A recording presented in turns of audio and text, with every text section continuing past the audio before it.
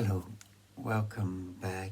Another week, another lockdown, and this is proving more challenging, certainly for me, and I imagine for all of us.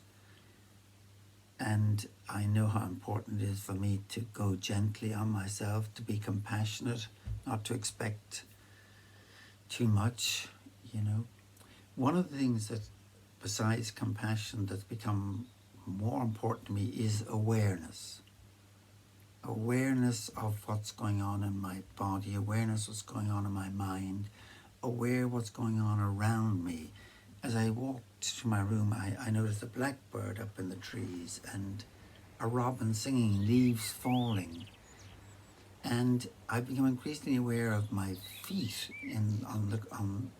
as I walk, especially since I now have a knee injury that's going to require surgery. So every step I take is felt. And one of the things I've done is I've gone to wearing these sort of barefoot shoes, minimal shoes. They've got just virtually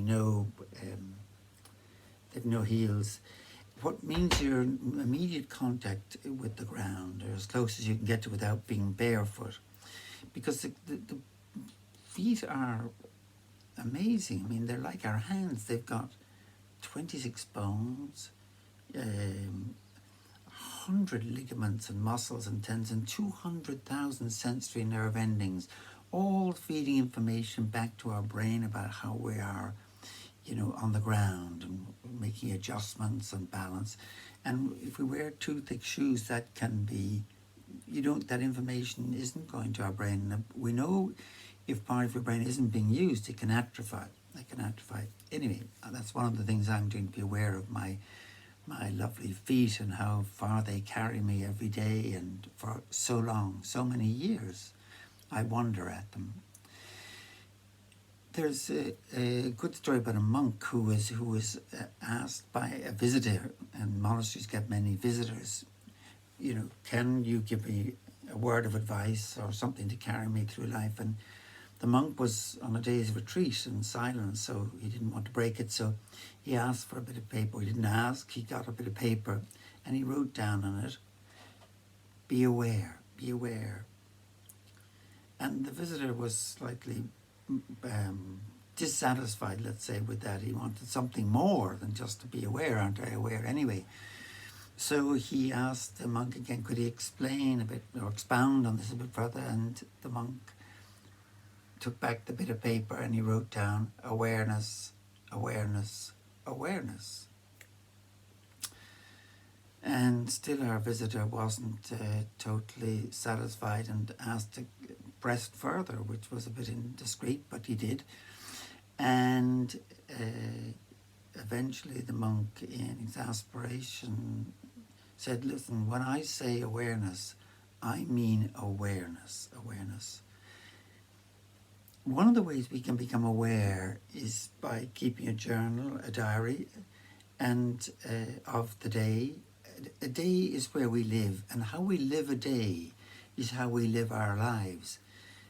Albert Camus said, if you live a day and then you are put into solitary confinement, you'd have enough material to write about for the rest of your days. I always am struck by that. My father, as you know, I mentioned before, he kept a diary of virtually every day when he was a prisoner of war, POW camp in Germany. For 4 years he was on lockdown, and that helped him to seek out new things to talk about, new things to see every day. So I think that's one of the things that I find helpful to sharpen my awareness. My friend T.H. Lawrence wrote a lovely thing. It's on Why the Novel Matters. And in it he describes, and I'm going to read this, what he said. Why shall I look, this is awareness of your hands, these magnificent tools that we have that we take for granted very often. Why shall I look at my hand as it so cleverly writes these words and decide that it is a mere nothing compared to the mind that directs it? My hand is alive, it flickers with a life of its own. It meets all number of things and knows a vast number of things. My hand, as it writes these words, slips gaily along, jumps like a grasshopper to do an I, feels the table rather cold, gets bored when I write too long. My hand is absolutely alive, me alive. You know, again, awareness of my hands and what they do for me every day. I was very struck by that, reading a book by Ian McEwan on robots. Can't remember the title, but it describing how difficult it is to design a pair of hands for a robot. And it made me more aware of my own hands. I'd like to end this prompt to awareness with the story of a French officer, aristocrat, Xavier de Meister. In 1790, he was placed under house arrest because in Turin for 42 days for dueling with a Piedmontese officer, and he was confined to his bedroom. And he decided to use the time usefully and to write a journal of his confinement. And he called it Voyage Round Around My Bedroom. And he invites any reader to accompany him across the floors and walls of his bedroom. And the book starts, he's hoping to start a craze of people looking into their own interior. You know, that's what he had the opportunity to do. But he wearing his pink and blue pajamas, he'd move from his bed to the sofa and from his sofa to his desk as if he was embarking on an enormous voyage, you know, through the jungle.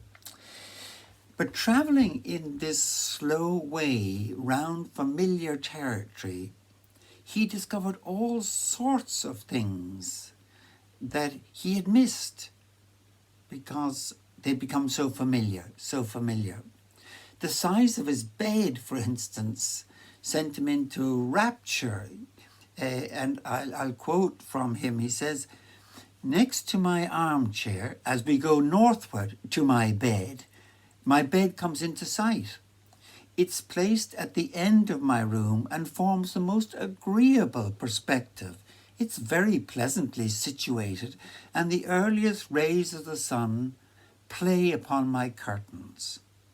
A bed sees us born and sees us die. It's the ever-changing scene upon which the human race plays by turns interesting dramas, laughable farces, and fearful tragedies. It's a cradle decked with flowers, a throne of love, a sepulchre." So he spent the 42 days going round exploring his bedroom. And the paradox was that he discovered a freedom in the very place that was meant to have him locked down. And he says in the end, "Today, on the day of his release," he wrote, "is the day that certain people upon whom my fate depends presume to give me back my freedom, as if they'd taken it away from me.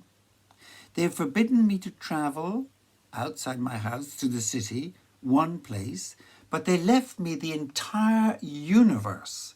Infinity, eternity are at my command. I was roaming freely around a universe at my command without having to move out of my chair, out of my bedroom." I think there's a lot to that. It reminds me of Viktor Frankl's statement in when he was in Auschwitz, I think it was Auschwitz, in the book Man's Search for Meaning, where he says, everything can be taken from a person but one thing, the last of the human freedoms, to choose one's attitude in any kind of set circumstances, to choose one's own way. In other words, that can't be taken from us, even if we're jailed or locked up or locked down. We have that freedom to be aware, to explore, to rejoice in the magnificence of our own inner landscape and the landscape that we're surrounded by. So that's it for this week. Be aware of your genius, your preciousness and all that you can give and receive from this one wild, wonderful life. God bless you. Keep safe, keep well, and I'll be remembering you in my prayers.